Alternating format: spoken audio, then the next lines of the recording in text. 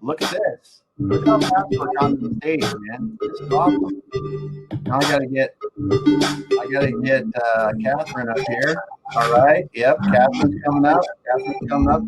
You may have to turn on your camera and mic. There we go. Katherine's here. Everyone's here. Awesome. Hey, thanks everyone for coming today to the Exit Your Way Business Roundtable. Apologize for the URL snafu. Honestly, it's the first time that Remo has ever hosed up. Katherine and I were getting on this morning doing a little prep for the event. It wouldn't allow me to add her as a speaker, and then next thing you know, I had to redo it. So appreciate you making the switch and getting over here. We want our money back. Yeah, we want our money back. Yeah, you get your money back. Just ask Andrew. So, he'll pay you back double. It's a ticket. Double your money back. Get in line. Hey, you got funded, so you got some coin to play with. Yeah. Money right. We've had a good week this week. It's awesome to have Katherine here. Thanks for joining us today. Very cool. She's like, what the hell did I get myself into? Exactly. A bunch of crazy old white dudes. That's why we need your help, Katherine. Yeah, no doubt. Save us from ourselves. Yeah. That's great. My father is a crazy old white dude, so I'm good. I have practice. The craziest person in this whole building is Mike O'Connor. So just make sure you go say hi. Yeah. I put my hand up for that one. But it's good crazy. It's good crazy. Enjoy the crazy. You gotta have it. All right. Well, this is cool because we've got something I think that it's been, mental health is something that, well, when you go back to, and I'm going to say this because Andrew's the same age as I am, in our generation, yeah, you are. In our generation, mental health was something that was stuffed under the rug or whispered about behind and really didn't talk about it. I could, and especially even the generation before, I look at my parents and those words were never uttered by my parents. Even after my mother got a PhD and she still has never uttered those words. And I think one of the things that I really like in the last decade is mental health has really come forward as something where people are stepping up and getting some help, acknowledging problems, and not just living with them forever. And when you go back and you look in the last few years, look at how many people we've lost to suicide. That you go and the one that sticks out to me is like Robin Williams and because someone that's been very successful and money's not an issue and just some other things like that. And when you start to read the backstories behind people, it's often years and years and years of struggling with whatever. And there's many different things that affect people. But when I was introduced to Katherine, I thought, man, this is pretty cool for us to be able to talk about it with you, Katherine, and your personal journey and what some of the things that really helped you go, it's time for me to do this. And then kind of a little bit about path. And then it's going to be really cool to talk about, how you're speaking to others about this and helping them do it. And we've also got some people on here like Dr. Elia and Professor Pete that may come to the stage and add in a little bit as we go along. But as usual, if you're in the chat now, I see the chat's rolling. I wasn't over there. That's awesome. Kelly Robbins says Katherine is an amazing, smart woman. Boom. Oh, wow. And I've got to say, I have never met a professional musician. And that's a semi-professional, but no one that certainly played the harp. And I was listening to your music on your website, and it is pretty phenomenal. It really is. It really is. So, it's cool. This is going to be a free form event. We're going to let Katherine start off here in just a moment. And I'm really, really enjoying it. But get going in the chat as usual. ask Katherine some questions. Ira, Andrew, and I will bring them up and we'll address them. We'll bring other people up as we need to, or as it makes sense, and do as we do. So, Andrew, what do you got for us today? Ha! Pretty lively on table 2 there. When you were watching. I noticed. So people getting after it. Hey, that's good to see everyone. And yay, enough about me. Let's get on with it. Katherine? Yeah. Thanks, Pete. It's nice to see her. Thanks, Andrew. So I will go back. I know people joke and they say, well, first I was born, but in my case, it's really relevant to go back. So I was born to two teenagers. My parents knew each other in high school. Obviously, they're teenagers. And my mom had me when she was 16. I have a great relationship with my dad. He's actually here, and he runs a behavioral health tech company. So things really have come full circle in that we have this strange overlap in our interests and really our purpose, our larger purpose. But suffice it to say, a Southern family that's in the military and a Jewish, partially Jewish family in South Jersey did not really see eye to eye on how that was going to go down. So I have the weirdest, strange background in terms of that crossover. But they didn't get along, and it was kind of discussed what to do with me. And instead of adopting me out, my Southern grandparents decided to raise me. And growing up, they did the best they could. I always speak really highly of them in public, but that's a very challenging situation. And it was made more challenging by the fact that very clearly and very obviously my mother had a mental illness.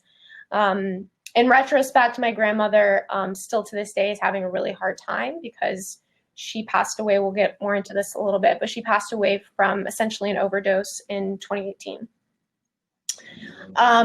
So they really didn't know. This is very topical for what we're going to be speaking about today. They didn't know how to deal with that illness. They didn't know what to do with her. They didn't know where to go. This was in, the 80s and early 90s. So it was still, it's horrifying to think that short time ago, it was still stigmatized. It's still stigmatized. So that was going on. And then growing up, so my mother was kind of out of the picture, not really involved. She came in and out. And I had to sort of deal with the trauma of, I'm here, I'm supposed to be doing, impressive stuff. Essentially, I thought that the more impressive I became, the more I sort of interpreted that I need to make up for being here and being an inconvenience to everyone.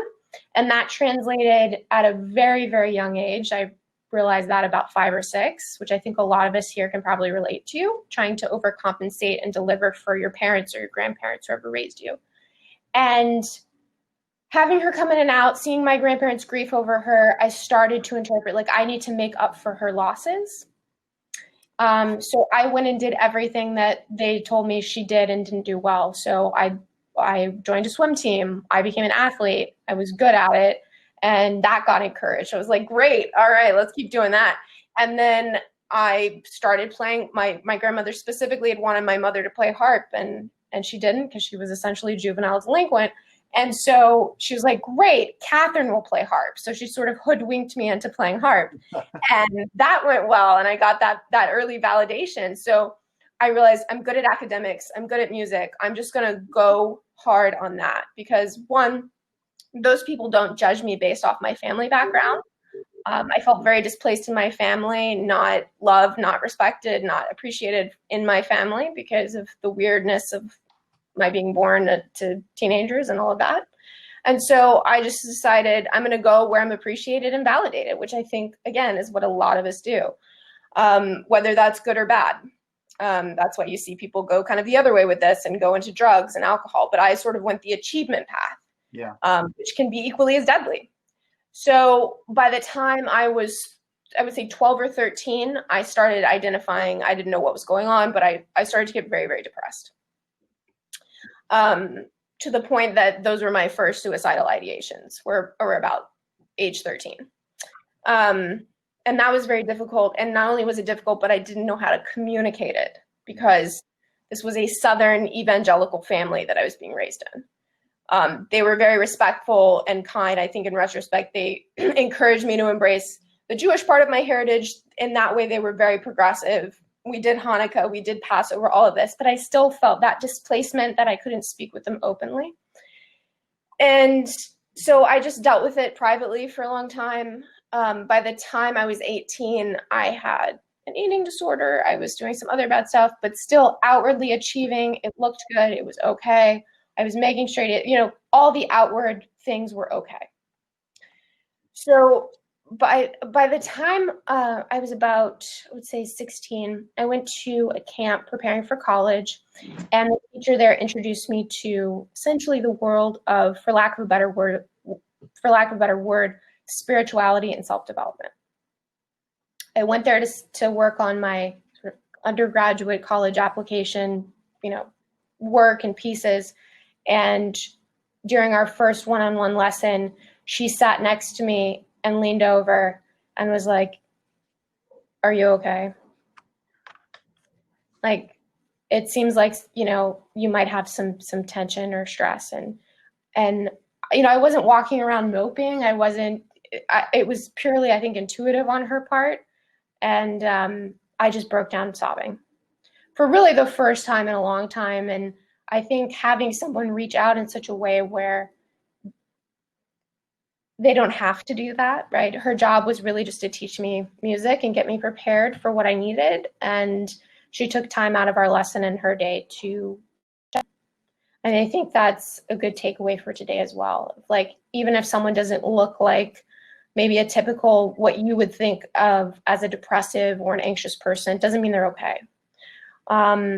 So she introduced me to the world of Wayne Dyer and Marianne Williamson, a lot of stuff that became really, really helpful from the age of about 15 or 16 onwards. But unfortunately, I still didn't have a therapist. I still wasn't being treated properly for anxiety and depression. And so I struggled with it for a long time. I tried to self-manage it. I eventually did get a therapist. But I was doing okay and managing it. And a lot of those tools I still use. I think they're fabulous. But I guess the turning point, and this is kind of where the story ends, at least for me, was that several years ago, when my mother died from an overdose, that was the breaking point. And I might get choked up here. I'm okay, I promise. I think all of the stuff I'd been running from in terms of achievement, it sort of morphed into different things over time. I had the degrees that I wanted. I had just created an album and it hadn't been put out yet. It was, getting mastered literally 2 weeks before I tried to commit suicide. So when she died, something snapped in me that I couldn't recognize, that I kind of realized, like, what was this all for? I tried to kind of overcome what she couldn't. I tried to do everything she couldn't. I tried to make up for this, and it still was for nothing.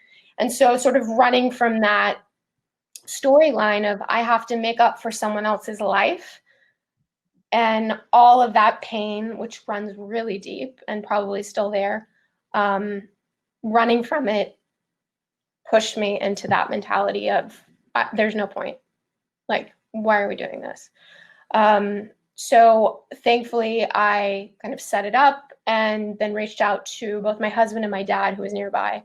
And I was hospitalized for that. So I was on suicide watch for about 24 hours. I think this is my first time speaking publicly about this part of this. So I was on suicide watch. And then because of my intake time, I had to be there over the weekend, which was one of the most wild experiences I've ever had as an adult, and probably good because I got to see a very different side of the population. So yeah, that was it. But I'm glad I was put in there because it had me for the first time really confront the deeper pain and actually be able to use the tools that I'd learned over the last decade. I had those tools, I was using them, but if you're not treating the core issue, if you're not looking at what's deeply bothering you, what's really driving your behavior, it's never going to get better. It doesn't matter if you have the most fantastic therapist in the world, which I absolutely do.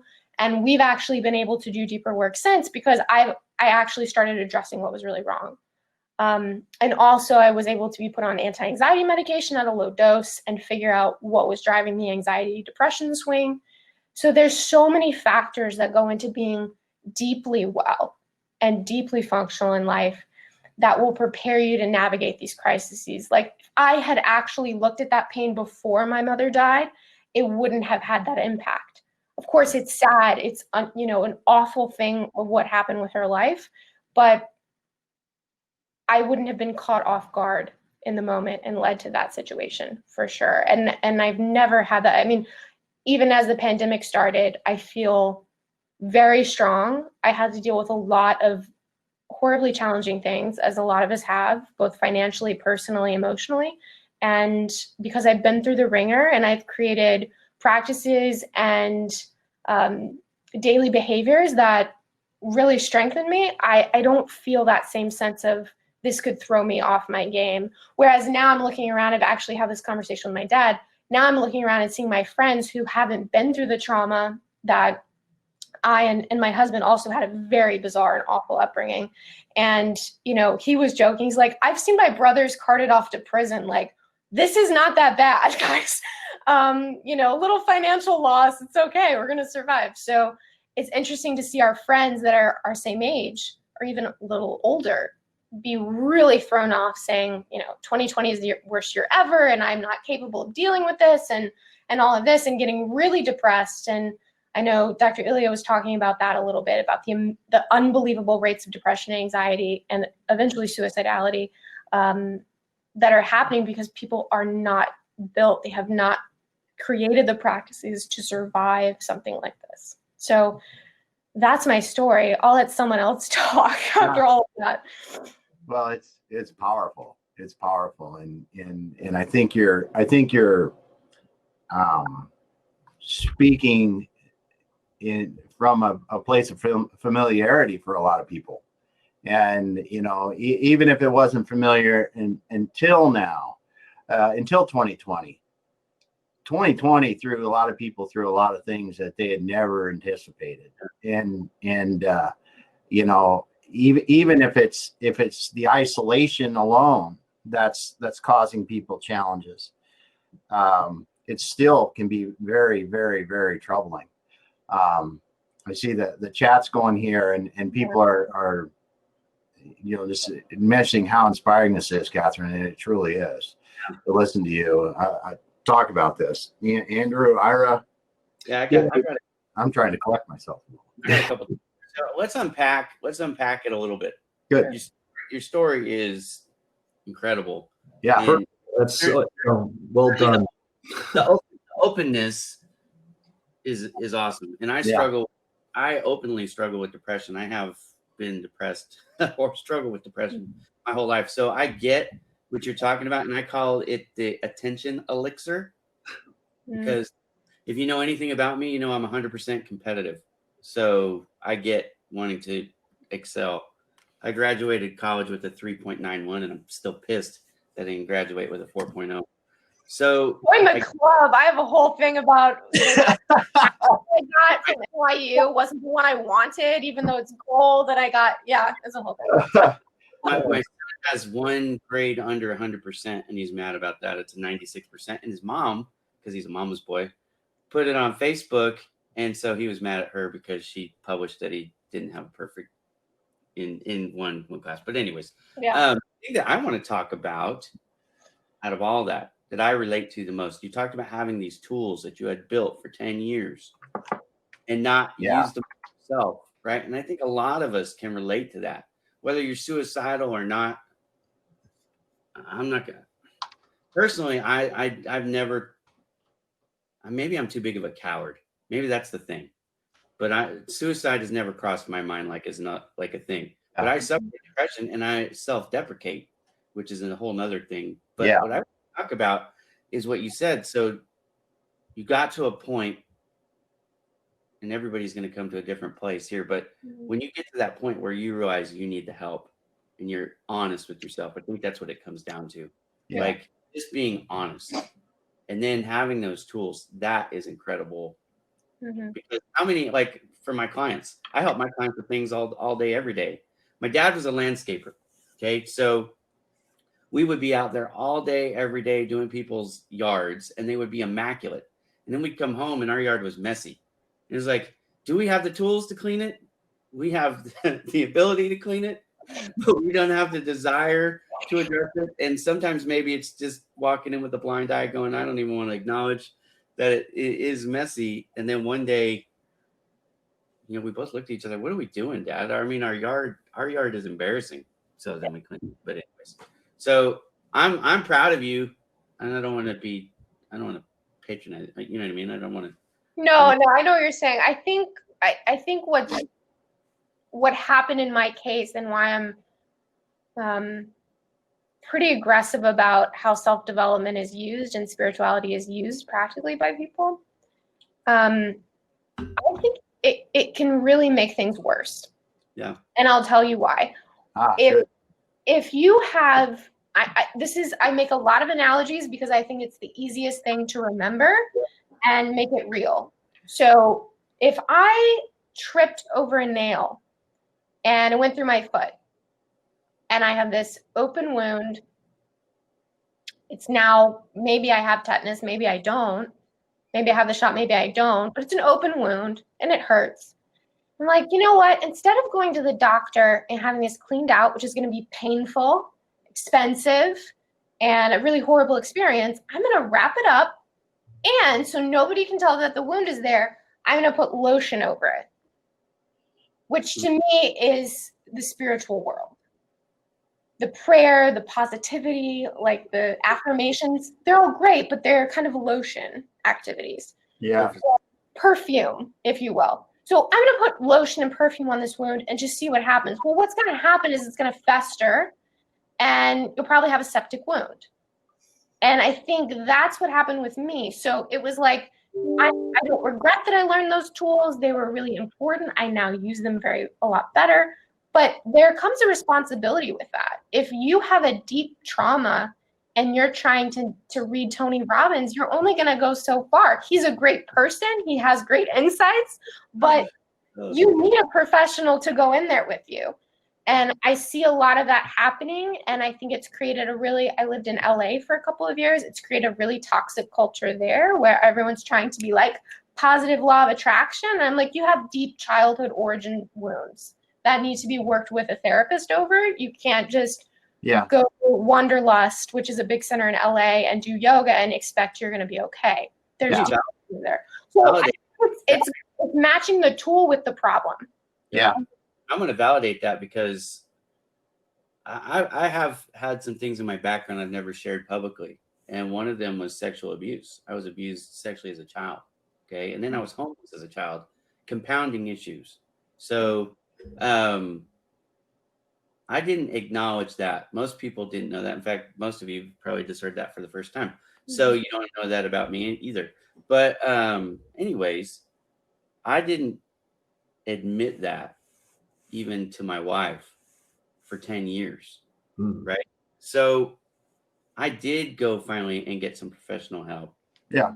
And it made the world of difference because now personally, individually, professionally, I'm coming at a place that's at least built on solid foundation. I love your analogy with the festering wound or the septic, because that really is what it is.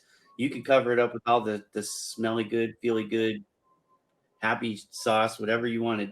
Yeah. You talked about turning to drugs or alcohol, which a lot of people do, or I'm going to tell you, people turn to sex, which is something that I personally did, or you know, you can go to gambling. There's all kinds of vices. I lived in Sin City. Okay, so I could tell you about vices all day, every day. But the fact is, none of that stuff, everything I tried, none of it got to the core, and so there was never any healing. That's exactly it. And you're playing whack-a-mole with all those different things of like, well, let me stop drinking. Okay, let me stop sleeping around. Okay, let me stop. And it's just like, here, I'm going to hide it. I'm going to hide it. I'm going to hide it. I'm going to hide it. Right? That's all you're doing. You're just finding ways to hide it from your brain. But it's always there. And you probably know as well as I do, and maybe the other people in the room don't if they haven't struggled like this. But you could tell when episodes are coming, and you can't stop them. It's a freight train. I don't care how strong you are. The only way to stop them is to confront them and to deal with it. And you do need professional help. That's a really good point that I want to just highlight and set aside, which is one of the things, this is probably a completely different conversation, but one of the things that really drives me nuts about suicide and suicide prevention initiatives is that they're so focused on, if you see strange behavior, reach out to that person. If you're in a dark place, make sure you call this number. People aren't doing that. It doesn't work like that. Most of the time, people that actually commit suicide are high performance, high achievers. They do not look like something's wrong. I promise you, I did not look like something was wrong with me. So I think that's a real problem that we need to address. I think I'm not being paid to say this, but my father's company is doing amazing work in that sector of getting a clear picture of where the patient actually is at and detecting suicide ideation much quicker, statistically faster, which I think is amazing. So that's something, but this whole idea of like only reach out if you feel like someone's kind of crumbling, you probably will never see that happen. It's rare. Yeah. It happens, it's rare. And if you struggle with this type of depression, the very first thing a person really needs to do is to understand their own risk factor, because I think there are people that have a high tendency or a higher chance of going through with it. Like for me, I can tell you 100%, I've never seriously considered it ever. Even when I've heard, now I am a believer, okay? I don't believe what a lot of people believe, but I believe in angels and I believe in demons. And I know that demons come and whisper in my shoulder. I can hear them sometimes, not audibly, but in my mind. And suicide is one of those things that they've whispered at me, trying to get me to do that. But it's not, again, I don't know what it is. I honestly don't know if it's because I'm a coward and I don't want to die, but I have things that I want to. But I will tell you that self-deprecating for me is something that I've done a lot in my life. I've tried to destroy pretty much every relationship I ever had until I got some help. So that's I'm great. I'm seeing a comment from Mark Scrimenti. Is that it?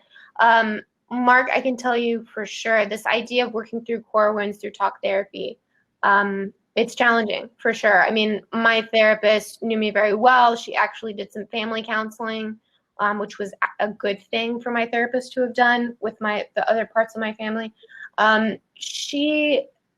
I think she kind of knew it was sitting there. I don't think she knew how bad it was. What I would say is that there's some helpful modalities. I'm sure Dr. Ilya could talk more about this.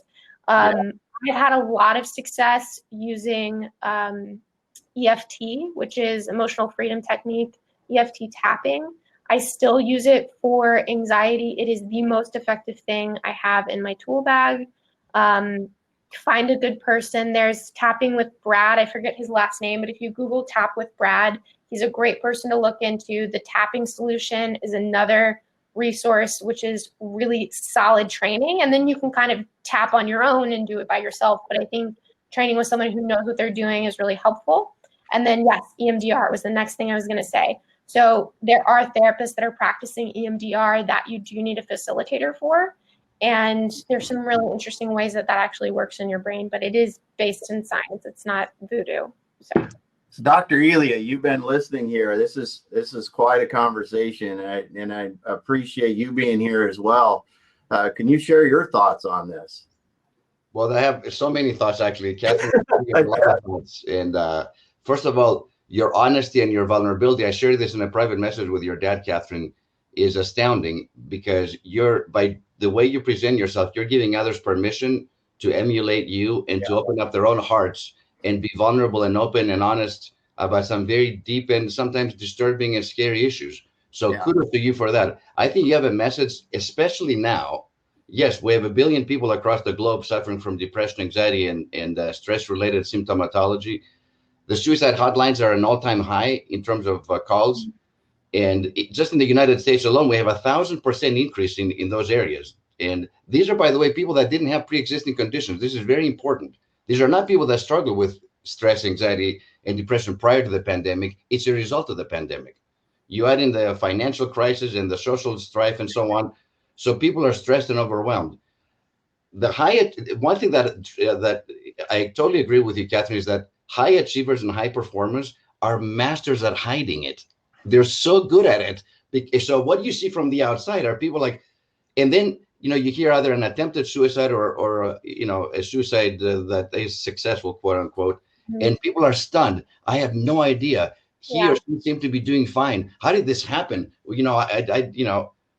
So those people actually are more vulnerable than the ones that physically and you can actually see that they're struggling with something, right?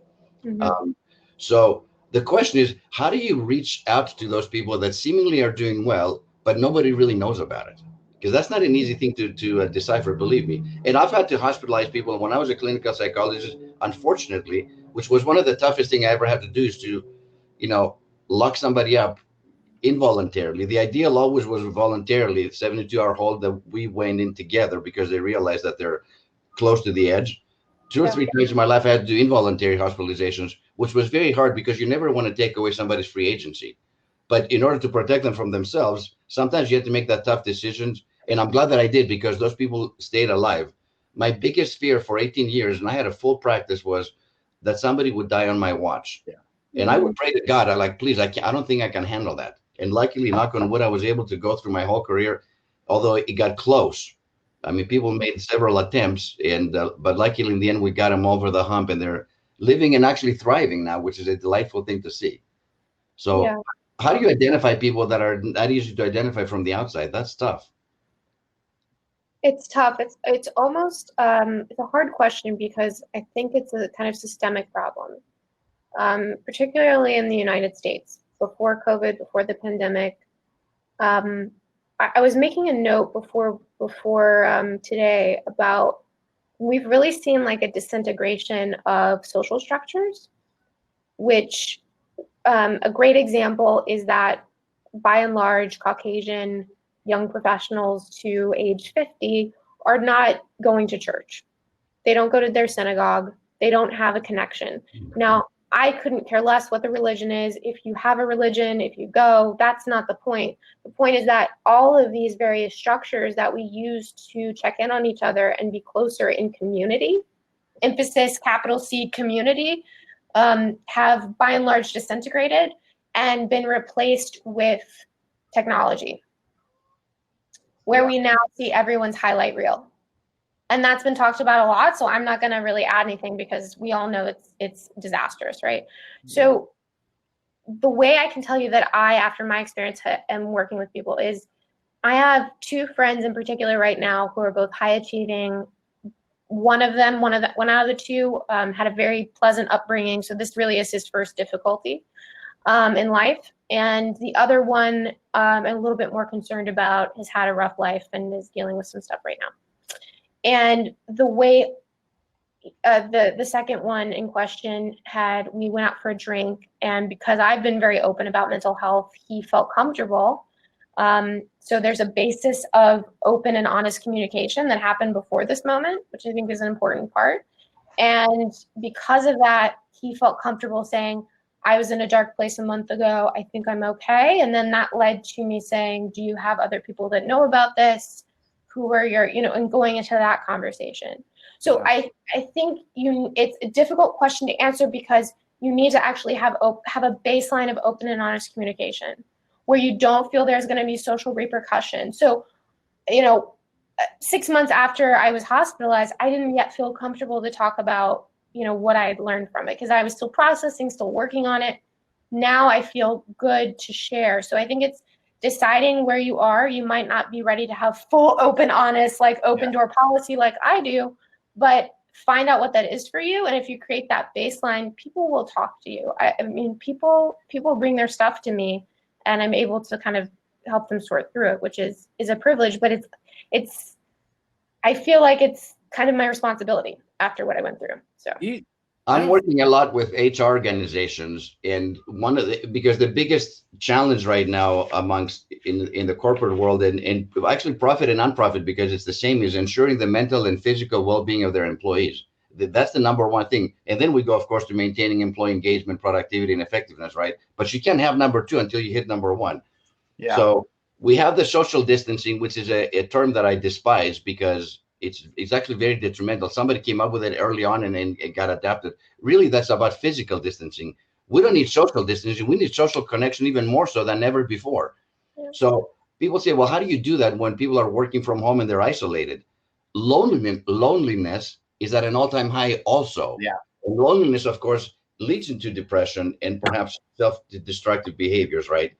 So when I train HR, professionals, I say, listen, with your employees, don't just ask, how are you doing, expecting fine, and then go on to work.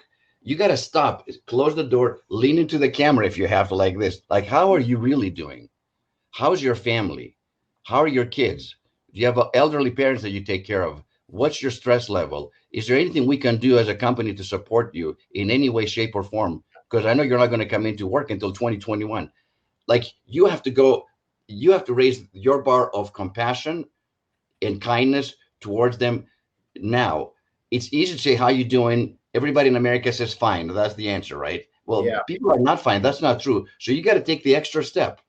And I think when you do that and people truly understand that you care about them, I think you're going to begin to, depending on the personality, obviously, some people are going to open up more than others, but you will gauge to what's really going on in somebody's home and in somebody's life. And then, of course, you can give them the tools or make referrals, EAP, or a good therapist or a coach, Yeah. or what have you. But as leaders, and to me, anybody's a leader that has one person reporting to them or following them. As leaders, we have to take that extra step now, not next year, not in December, right now.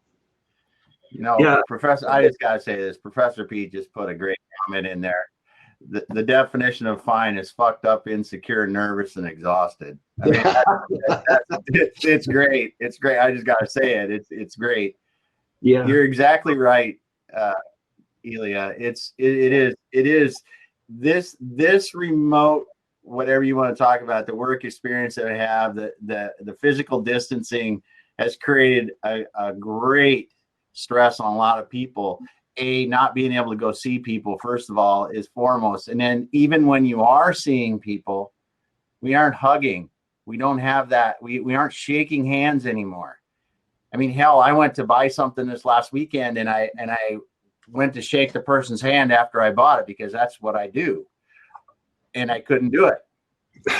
And I realized it at the last moment. That little thing, I still think about it yesterday. I was thinking about how weird is that we can't do that. And that's just a little thing. But like you're saying, in the corporate world and talking with business owners, anyone, managers, supervisors, it's got to be at a deeper level. And I see this in my daughter, who's been remote working now for 6 months, and her company is not doing that level that they need to, that you just spoke of, is what is your situation? Because when you see this and you don't know the situation, I could see you now in the picture and everything looks fine, but you may have the doors locked, boarded up so nobody else can get in there, and it's total chaos on the outside of what right. That room is. And that as we talked about a little bit, that underlying stress, as Professor Pete so eloquently said, when we say fine, it can be a disaster on the other side of the wall. And yeah, Andrew, go ahead, Andrew. Yeah, no, and I think it's great Dr. Elia, what you're talking about too. I mean, we have these restrictions now too, but it's helping when you're the employer and you're reaching out to your employee, even if it's on the camera, and you got to do what you got to do, but it's helping you too. Right. Because I mean, it's loneliness, right? This is really, when you pull all this away, that's what it's getting down to. And it's about, making friends, right? Really, really good friends. So I just think this is fantastic, Katherine, because if you don't talk about it, now I think you're helping a lot of people who don't really even recognize it. Right. So it's like, oh, okay. I'm okay because I'm not the only one who's like this. It's, and in our past discussions, we've had, talking about emotional relevance with Alon, and talking about being personal in your business relationships, and getting rid of that stupid rule that we're not supposed to be personal. Yeah. Or you didn't have friends, to be professional, right? That's what we talked about in the past, and I just, this is great. Wow. Well, Andrew, I think what's great is what I do, make friends, get in there and do it and listen. And the social circles have layers. So I think what's so interesting is when you see older people who came from that background. So social structures 20, 30 years ago look like you probably went to a church, synagogue, mosque, whatever. You probably did that. You have those friends. Those, maybe some of them well, some of them not so well, but it's a mixed bag. If you go to the hospital, they're probably going to bring you food. That's nice. Yeah. You have maybe a club, maybe you're friends with your kids, your kids' friends' parents or whatever. You have your work friends. So there's these webs, these interconnected webs of social stability, and those are just vanishing unless you actively make the effort to create them, which I absolutely have done since 2018. There's something we need to talk about if we're going to be intellectually honest. Yeah. You're not, as an employee, going to have this conversation with your boss. I don't care what any of you say. That's not going to happen, because two things: you're going to be worried about losing your job, and you're going to worry about the repercussions that could come. The manager has to be careful because HR laws. So for both reasons, from both sides, this conversation isn't happening in this utopia that we're trying to picture. You have to have friends. You have to have. Now, this is where what Katherine was just talking about, that religious fear, whatever your religion is, I don't care. Right? If you're Christian, if you're Jewish, if you're whatever you are. So those people could have this conversation with you if they're close enough. And again, we've all been to churches where we have surface level and deeper friendships. So the relationship that you're looking for to help with the I'm talking about the festering sore now. I'm not talking about the surface level, the perfume is going to fix it. Your boss could help you with that. But if you have suicidal tendencies, if you have core issues that are so deeply, you're not going to mention that. Right? I don't know a culture in the world that would mention that, frankly. So what Dr. Elias was talking about, leaning in as a manager and asking those questions is, look, if you're a manager, you should be doing that. If you're a business owner, you should be doing that.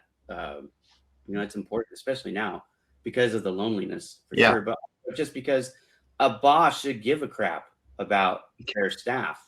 So you should have been doing that all along, whether it's remote or in person.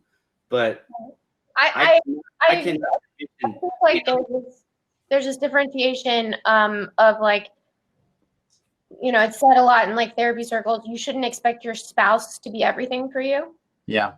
As relationship advice, which is probably the most important relationship advice right now. But they don't have other people to fill those gaps for them. So they want their spouse to do everything, and then it sort of falls apart. And my husband and I have this catchphrase with each other of hey, I appreciate you sharing that, but that's something you should probably take to your therapist. Yeah. and I'm so appreciative of that. So it's important that your boss isn't going to solve your life problems, and nor should they. So I don't even think I don't think they can. It just they're not equipped for that. Exactly. They're not equipped for that. However, if they know where you're at mentally, then they can make the appropriate referrals. Clearly, your manager is not your boss. I think that's right. Yeah. I think that's 100% right. I don't envision, we talked about systemic issues earlier, right? Katherine brought it up. This is one of the systemic issues, is that we cannot be that transparent. At least we don't feel we can. Maybe we can. Maybe some bosses wouldn't, you know what I mean? But you've heard about mandatory reports, and you know what I mean? You talked about it even yourself, Dr. Elia, where you've had to refer people to psychiatric. You have things that you're obligated to do once you know about it. Yeah. So the employee to be completely open with you, and look, I'm coming at a place different than most people because I actually struggle with this stuff. I'm telling you that I do, right? So for me, I could never envision any of my bosses, any of my owners that I ever worked for. I never told them these things. None of them even know that I was homeless. And that one I'm more open about. Yeah. You know what I'm saying? So I can't envision a situation where somebody who struggles with one of these deep-seated issues, to the point where they would be suicidal, would open up about that. They're going to have a veneer that's 10,000 layers thick. Somebody said peeling an onion, which is a great analogy for this. You're never getting to the core. You're never getting to that avocado pit, if you will. Yeah. No, but depending on the relationship you have with your manager, you can get a little deeper than maybe Ira, you wouldn't do that, but I know people who are compassionate and loving as managers and leaders who truly care about their employees, that they will get down 2 or 3 layers. Probably not at the pit. I agree with that. Yeah. That's where you get the referral, I guess. Yeah, and it's just really caring. You either do or you don't. Well, and and solve the problems. We don't have to get you to open up and show the avocado. Yeah. You just show that you care about that, because I think a lot of people also, and it's caring culture, right? And they do exist. I mean, in the profession. I think it's great when I see it. I see successful companies. No, I'm not saying that. I'm not trying to say that the interviewing and the questions and being compassionate and interested by the manager is wrong. I think I have done it my whole career. I don't know any other way to do it. If you know me, I'm all in your business. But what I'm saying is, if you're talking about the worst of the worst, or maybe the most troubled, to say it in a nicer way, right? That is different. But what I do agree with what Dr. Elliott said. You can get below the surface. You can get through some of the veneers, and you can start to notice the tendencies. Like, hey, I noticed you're not quite as as active, or you're not talking as much, or you're not smiling today, or whatever. Yeah. And then you notice their tendencies, and then you can ask probing questions, which is appropriate. And you could even you could start what Dan said here in the chat, though, the safe space, kind of thing. But if you care, then you don't even have to answer those questions. You'll feel the person will feel comfortable sharing, and you create a culture around that. It's kind of what this is where having a good HR, CHRO, or whoever help you, because now they can have some resources in place. Depending, so when somebody talked about a bigger company versus a small medium business, which I think most of us are small to medium business owners. So maybe you don't have an HR team. In that case, I'm going to recommend Pana Knows to help you out. But if you have an HR team, this is one of the things that they can do for you, is find resources for you. So when you as the owner, you as the manager, are having these conversations, you have this resource available to us. And maybe that's benefits that you don't have now that you could look into adding for your company too. Some type of counseling. Well, that's, I think, too, for a small business too. That's what you're the owner of the company. That's what you fill that role. Right. And again, I know we're talking to small business owners here. So again, if you don't have an HR team and you need help, this is one of the things companies like Pana Knows do for folks. It's not about the hiring paperwork and the termination stuff and getting your health benefits set up. This right. mental health. Even if you're on like the mid-level, like my company's quite large, we use JustWorks, and a lot of those sorts of companies, like the PPOs, they have special discounts for therapy. I mean, there's so many reasons. So it's, well, and I think 100%, Catherine, and Dr. Elia got to it, and Ira, you did too. It's and Andrew as well. It is about, and this is this is a good event when we hit the little timer thing before we get there. But and now all the announcements go with it. It is, if you're working with somebody or you're a supervisor, HR should be first of all, communicating this to the supervisors. We do have help. Here are some ways to get to, maybe a layer deeper than you normally would. So you can at least be suggesting, not that and remove the stigma first. I think that's an HR thing that they can help a lot with. And then show them what's available, and then give people, the managers, supervisors, anyone they need to, tools, maybe even all the workers, tools to go, here's a few things to, like Ira was saying, look at, ask questions. And when you see these responses, then you can direct people to get help. And if everybody knows where it's at, we can all help each other. Because if there's anything that COVID has done, it has put us all in the same damn situation. There's the upper 0.1% of the world that don't have to deal with this, but everybody else is in the same shitter right now with this, as far as the distancing and everything. And so the more we can understand this and the better we can help each other, I think it is only going to benefit us. I want to say thank you. Sorry, go ahead. I was just going to say, Catherine, just want to say thank you to Damon and to Andrew for even creating the space and the safe place for us to even have this discussion and bringing somebody like Catherine in. Thank you guys for doing that. You know, this group started out, how did you start out? It was like a getting together on LinkedIn and so on, and it has morphed into group therapy and then some. So sorry. I was not even looking. We didn't start out with a plan to go anywhere, but we just started talking to people and asking, hey, what's working, what's not working, everything's sort of messed up, and it was a water cooler chat. And it's turned out, it's amazing where it's gone. This is like the best. Kelly, sorry. Yeah, sorry, there's like noise outside. I hope you guys can hear me okay. Oh my gosh, right at the door right now. But oh my gosh, I'm so sorry. Literally. It's not bad. Okay. So we hear you fine. Here's what I wanted to say. So Catherine was talking about how sometimes people's lives look perfect, right? And you wouldn't know. But I will say that it's usually the drivers who feel the need to perform for others, like Catherine was talking about. Not usually. Often it can be those people. So they're doing things to keep up with, here's who I am, here's how I present to the world. But those people a lot of times are type A. So there's a lot of this, right? It's like drive.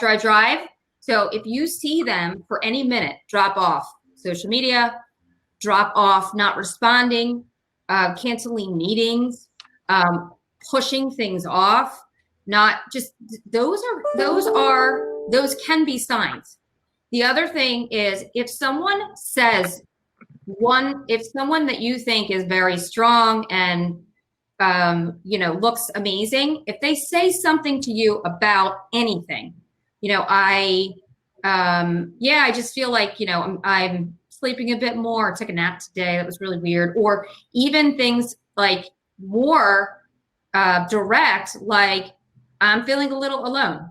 So that might take a lot for someone at that level to say that. So to dismiss it or move forward or put it back on the person, like, well, you might feel alone. So sure, just call me, come over here, something like that. That's not okay. Like that's the sign that person took and now they feel rejected.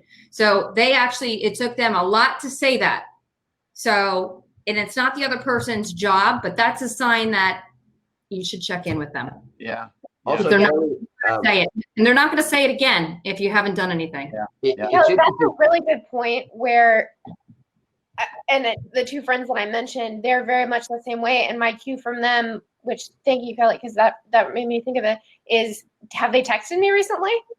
Are they responding? Because reflecting on my own experience, and I know Ira and Kelly, you're this way as well, where it's like you feel you have to go it alone, and it's all on you, and you have to grind to get it done. And after I got out of the hospital, it was like I literally had to take a step back and a deep breath and go, I have enough support in my life. Figure out what that's going to look like, who are those people going to be, and kind of assign them and ask for help and reach out. So I think the other part of this conversation is they're sort of looking at it from the bird's eye view of you run a company, you want to care for your people or your kids and your family. So there's that bird's eye view of like taking care of those people and reaching out. But then there's the other view of, as the individual, learning how to create a real plan for your own survival. And your company is probably not going to give that to you, no matter how great their HR is. Your government's not going to give it to you for sure. Your religion might not even be giving it to you. So you need to create a plan of like, how am I going to respond to challenges? How am I going to respond to difficulty? Not if, but when it arises. And that's going to mean that you probably need several people in your life that you have that open and honest dialogue with. Even if you're not what I described, even if you're not suicidal or you've never had that thought, if you're depressed or anxious, Like, that's enough. It's time to really cultivate those plans in our lives. Can I say just one more thing? And I know we're getting on time, but I think something that is really important is that when someone reaches out to someone that knows of their history, that is really, really important to follow through. So if I say to a friend, hey, I'm really struggling here, and the friend doesn't know that maybe I have bigger issues, that's not really that friend's, like, they have to try to follow up. But if you say a little bit more, it will help. If you say, but there's some things that I'm dealing with that I haven't shared, I'm feeling lonely, that makes a friend feel like, oh, okay, because it's you can say it and the person can follow up. But if they're not knowledgeable or educated on, like, wow, that's probably a sign, it's better for you to say right out, Yeah, I have some things I'm dealing with I haven't shared with you, but I could really use your support. Yeah. There are some things that Kelly shared initially about symptomatology, like some people not showing up for work or missing meetings or missing deadlines and so on. That can be potentially anxiety or depression, but that's also signs of addiction, though. When someone's addiction, whether alcohol or drug escalates, you're starting to see some of those symptoms. So it could be something else as well that, Yeah. FYI. I'll tell you, That's right. for myself, one of the things I've identified when I'm starting to struggle and I haven't even like recognized it or acknowledged it. One of the things that I've learned as an early warning sign is when my friends will message me, could be email, could be text, could be DM, could be phone call, whatever, and I'm non-responsive. Right. That's a sign for me that that I'm having problems. I'm having problems. So that helps. So one of the things, if you're struggling yourself, look for your own early warning signs, because it can help you to stave off a bigger. Hey, we're gonna get cut off here. This is. Sorry, can I say one thing? Yes. One thing, because I think it's important. So Katherine has talked about it.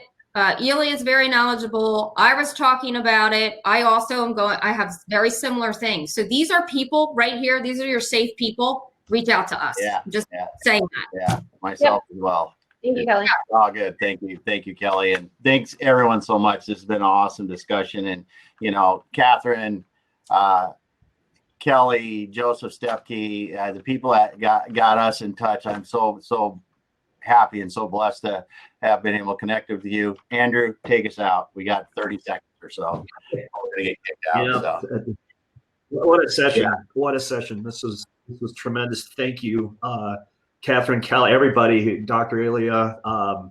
This is good stuff, really good stuff. And I think it is, because I think everybody here, and why we're here, is we all care. And so I appreciate it. Appreciate you all for doing this. I think, so we're, are we going back to the actually our subscription allows us for 1.5 hours, I think now, or something like that. And I think that's why I was doing it. So we'll stay on stage here, because we probably only have a few seconds and it's going to go boom. But thank you so much, everyone. It's been awesome. Brad Smith gave us an exercise in the chat. The chat was great today. So and you have to jump up and down for 60 seconds. There you go. Got some music to take us out, everyone. We're gonna drop off the stage now. Thanks a lot. Thanks for hosting this. Yeah.